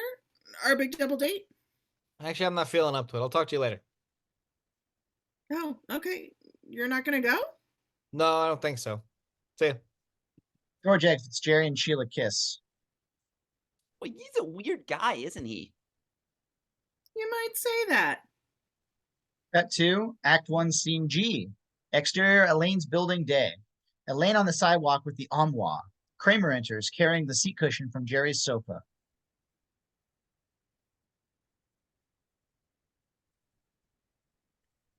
Food. I need food. I forgot to eat. No. Travis, where are you? Top Oh, of sorry. 25, buddy. Oh, hey, man. Thank God, Kramer. I really appreciate this. What are best buds for? Why would I leave you in charge of anything? Right, just keep the vultures away. I'll rip them apart. Okay, well, if you need anything... Well, like I said, food. I need food. I forgot to eat. Oh yeah, so did I. Why don't I go get us some soup from that soup Nazi? He's not Nazi, Elaine. He just happens to be a little eccentric. Most geniuses are. I'll be back. Cut 2, Act 1, Scene H. Interior, Soup Nazis stand day. Elaine spots George in line. What are you doing here? Obviously trying to get some soup. I didn't get it before. What happened? Made a mistake. Elaine laughs. We'll see what happens when you're staring on the barrel of his cold steel ladle. I'm looking forward to it. I thought you were going to the movies with Jerry. I decided not to go. How come? To tell you the truth, I can't stand being around those two. Yeah, it is a bit much. I mean, they have to do that in front of people? What is that? That's my sweetie. It's repulsive. Can't hang out with him anymore if she's around. I really can't stand it. It's driving me crazy. Why don't you say something? I'm getting close. Why would Jerry do that? Doesn't he know what a turnoff that is? I don't know. He's weird sometimes. I still can't figure him out. Okay, quiet. Need to shift into soup mode. Have you tasted it? He's right. I was stunned. Good afternoon. 1 medium crab bisque to go. Soup Nazi glares. Forget to go. Soup Nazi hands George his order. George looks inside the bag. Bread. Beautiful. You're pushing your luck, little man. I'm sorry. Thank you. Thank you. Elaine orders. Hi, medium jambalaya. Hey, you know who you look like? Has anyone ever told you you look like Al Pacino? Huh? Al Pacino, you know, Dog Day Afternoon, Scarface, Scent of a Woman. Hoo-ah, hoo-ah. No, sir, for you. Huh? You heard me, Missy. Come back in 1 year. What? Next. Cut 2, Act 1, Scene J. Exterior, Elaine's building day. Kramer sitting, 2 men looking at the armoire. Oh, this is fantastic. It's all handmade, and I love the work around the edge. Beautiful design. Yes, yes, me too. Must be 50 years old. It's gorgeous. Get the other side. No, pick it up from the bottom over there. Hey, what are you doing? What does it look like we're doing? We're taking this. You can't take this. It belongs to a friend of mine. Look, I've got a gun. I've got a knife. I've got weapons on my person. Is that what you're interested in? Now just back off. Bob. Just pick up the other end. Hey, but You got some kind of problem? What is your understanding here? We're taking the armoire, and that's all there is to it. Cut 2, Act 1, Scene K. Interior Soup Nazis stand day. Is he allowed to do this? Don't we have laws in this country to protect us from people like him? It's discrimination. I'm gonna call the state's attorney's office. I really am. This is fantastic. Oh my God, Elaine, you've got to taste this. What are you doing? Don't cut the shrimp. I'm not cutting it. Elaine tastes it. I've got to sit down. Cut to Act 1, Scene L. Exterior Elaine's building, day. What happened? Where's my armoire? Where's my soup? Come on, Kramer. It was stolen. These thieves robbed me at gunpoint. They stole my armoire? Yes. I can't believe it. You really The- don't have my soup? No. Why not? Because that stupid soup Nazi. I made a mistake. I told you to be careful. Cut to Act 1, Scene M. Interior Soup Nazi stand, day. Jerry and Sheila making out in line. Sheila has her back to the Nazi. Wait. What are you gonna get? I'll decide at the last minute. You're on deck, sister. You'd better decide. Just one more kissy. The Soup Nazi glares at Sheila. Jerry tries desperately to pry her off. Sheila. Hey! Uh-oh. What is it you're doing in my line? You're kissing in my line. Nobody gets into my line. Anywhere I want to. You just called yourself a soup, Fraulein. How dare you? Come on, Jerry. We're leaving. Jerry? Do I know you? Fade out. End of Act 1. Act 2, Scene N. Interior Jerry's apartment, day. But you were joking, right? Well, I mean, I did want it. You know, because behind every joke, there's some truth. Yeah, I suppose. So, essentially, you chose a bowl of soup over a woman. It was clam bisque. Do you realize that George has suddenly become much more normal than you? Really? Yes, think about it. He's engaged to be married, and you chose soup over a woman. Have you tasted the soup? Yeah. Incredible, right? Yeah, you made the right decision. The way I look at it is, it would be easier to patch things up with her than with the soup Nazi. Kramer enters. Oh, there he is. Yeah, Elaine, I'm sorry about the armor. Yeah. Me too. Here's what I want to know. Okay, because you were about to talk again. Here's what I want to know. Usually thieves run away. I know they were running with this armoire, so what were you doing? I was counting to 40 just like they told me. Did they take your money? No. These are some strange thieves. They just fell in love with that armor. Armoire. Armor. Just Damn forget it. it. Bzz, door buzzer. God. Yeah, George.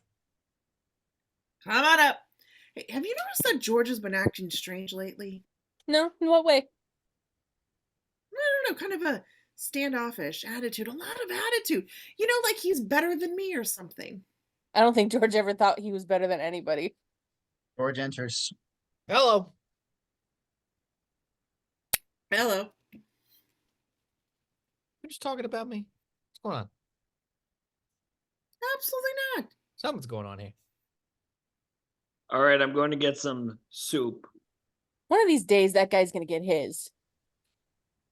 Elaine, you don't understand. He's an artist. Who happens to work in soup? With each spoonful, you're eating part of his soul. Kramer exits. So, how's the movie? Oh, didn't go. Sheila and I are kind of on the outs. Oh, yeah? Yeah. What, are you happy? Happy? Why should I be happy? I don't know, but you look like you're happy. Elaine starts to sneak towards the door. Yeah, why should I care? Yeah, do you think you can fool me? Don't insult me. I know when you're happy. Okay, I am happy, and I'll tell you why. The two of you are making me sick. Elaine exits. Oh, is that so? Yes, that's right. All the kissing and cooing right out in public. It was disgusting. Disgusting? Yeah, should arrest people who do that. Well, now I have all the more reason to get back with her. We had a pact, you know. What? We shook hands at the coffee shop. Still with the pact? Yes, you reneged. All I did was shake your hand. Cut to Act 2, Scene P. Interior Soup Nazi stand day. Kramer is eating his soup as the soup Nazi continues to serve. Then they just walked away with the armoire, just like that. 1 Cuban black bean, if you please. Please, if you please. All right, but watch it next time. Soup Nazi gives him the soup. Customer number 1 exits. So continue. Well, my friend's awfully disappointed is all. She's very emotional. How's the turkey chili today? Exceptional. Unfortunately, you will not have the chance to find out. What? You heard him. All right, now listen to me. You have been a good friend for many years. You are the only one who understands me. You're a complicated man. I have an armoire in my apartment. I never use it. If you want to pick it up, you're welcome to it. So take it. It's yours. How can I possibly thank you? You are a great man.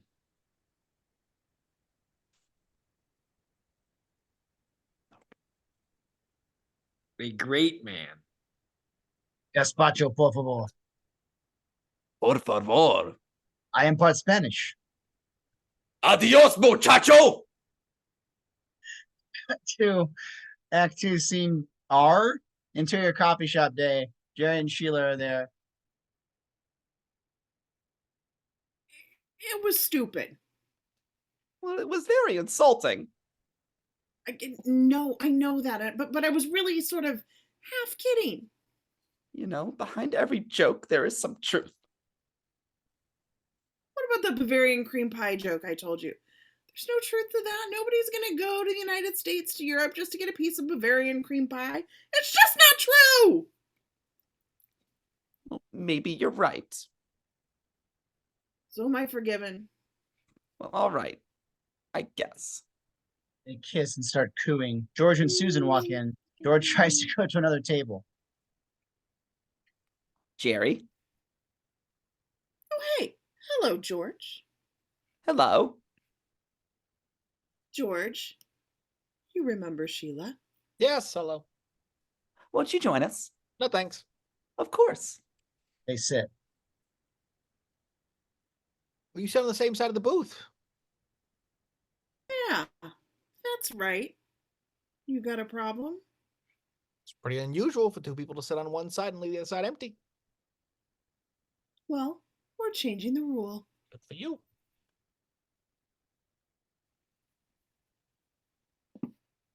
What are you getting, honey? Now George starts to cuddle, a la Jerry.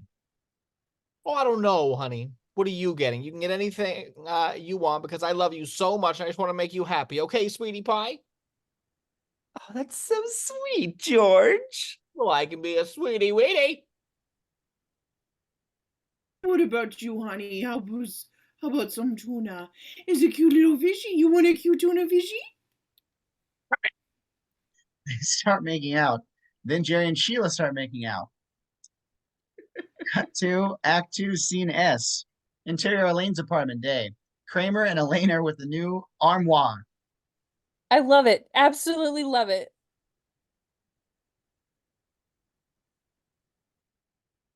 Travis. Who's that? Did the cream do it, or did the cream do it? The cream did it. What did you pay for this thing? How about 0? Well, whose was it? Where'd you get it? You want to know where I got it? I'll tell you where I got it. I got it from the man you so disapprovingly referred to as the soup Nazi. The soup Nazi gave it to you? Why? Because I told him the story of what happened at it, and he wanted me to have it because he's a wonderful man. Ambient misunderstood. Albeit misunderstood. That's what I said. Well, I had this guy all wrong. I've got to go down there personally and thank him. This is wonderful. He's a dear. Cut to Act 2, Scene T. Interior coffee shop day. George and Susan. How much tip do you leave on 8:15? Sweetie, I want you to know I was so proud of you today, expressing your feelings so freely in front of Jerry and all. You just made me feel so good because I know you did it for me. And just knowing that you're not embarrassed by those kind of things is such a great step forward for us. Huh. Because you love your little Susie, don't you? Yes, I love little Susie. Cut to Act 2, Scene V. Interior Soup Nazi stand day. Elaine is online. Customer number 1 just got soup. How is he today? I think he's in a good mood. Elaine gets to the front, addresses Soup Nazi. I just want you to know Kramer gave me the armoire, and it's so beautiful. I just can't tell you how much I appreciate it. You? He gave the armor to you? That beautiful piece of furniture to you? Who does not even know how to order split pea? Excuse me? If I knew it was you, I never would have given it to him in the first place. I would have taken it a hatchet and smashed it to pieces. Now get out, next. Who wants to? Speak up. Cut to Act 2, Scene W. Exterior New York Street day. Jerry and Kramer are walking. So where are you going? I'm heading over to Elaine's. Hey, those are the guys that mugged me for the armoire. For the armoire? Those two, Yeah. are you sure? Yes, it's them. Angle on the 2 men looking in a store window, chatting animatedly. Well, let's confront them. And do what? They might be violent men. Should I call the cops? Maybe I should get the cops. There's no cops around. They're gonna leave. Let's go over there. They approach the 2 men. See, now that one is beautiful, absolutely gorgeous. No, not in blue. Does not go at all. You know what you're talking about? I don't think you know what you're talking about. Kramer enters. Excuse me? Are you talking to me? Well, I said, are you talking to me? Well, maybe he was talking to me. Were you talking to him? Because you're obviously talking to one of us. So what is it? Who? Who are you talking to? Well, we were actually kind of just talking to ourselves, weren't we? yeah, we were just. Eh. They turn and run. Cut to Act 2, Scene Y. Interior Elaine's apartment day. Jerry and Elaine are looking at the armoire. I have never been so insulted in all my life. There really is something wrong with this man. He's insane. He is a soup Nazi. Well, we gave you a good nice piece of furniture. Well, never again, Jerry. Never again. Jerry starts looking at a piece of paper in one of the drawers. What's that? I don't know. Let's see, 3 egg yolks, a quarter clove of garlic, half a cup of tomato puree. Let me see that. You know what this is? It's a recipe for soup. There's like 30 different recipes here. These are his recipes. So, his secret's out. You know what this means? Somebody could open up a stand right across the street and put this guy right out of business. Someone who's nice to people. Someone who lets people order soup any way they want, which is the American way. Hey, just a second, Elaine. Where do you think you're going? What do you care? I don't want you causing any trouble down at the soup stand. I happen to love that guy. Get out of my way, Jerry. Elaine, let the man make his soup. They struggle. I'm going down there and you can't stop me. Elaine, please! I don't want to hurt you, Jerry. Elaine finally throws Jerry aside. All right, but when you're eating some watery crap from a can, don't come crying to me.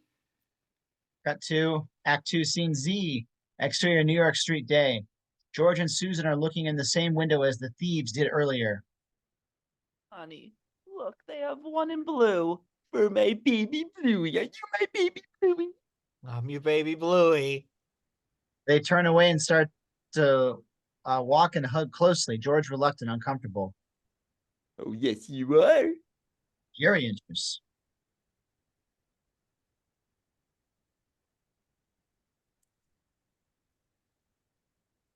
Well. Hi, Jerry.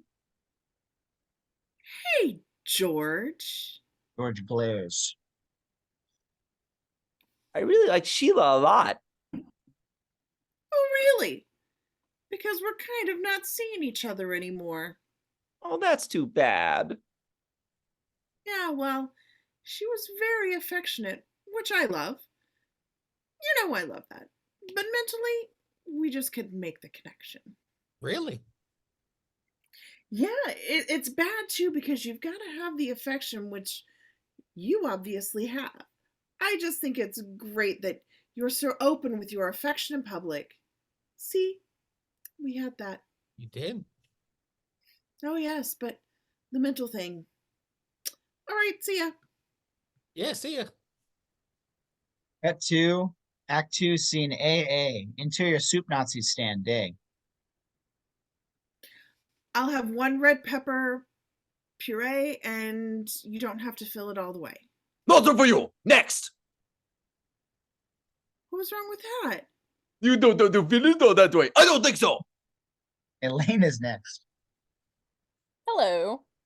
You think you can get soup? Please, you're not wasting everyone's time.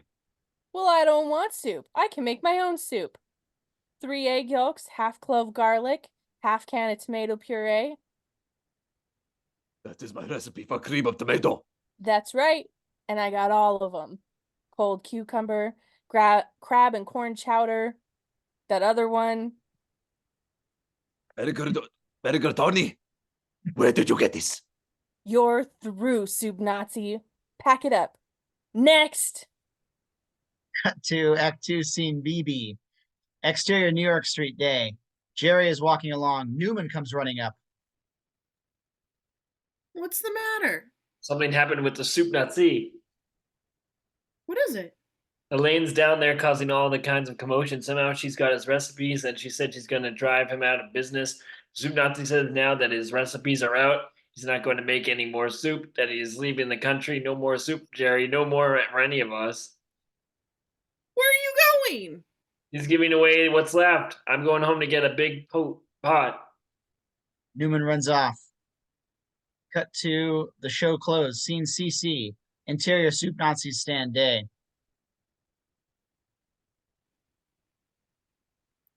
Goat curry. Camera reveals Kramer behind the counter.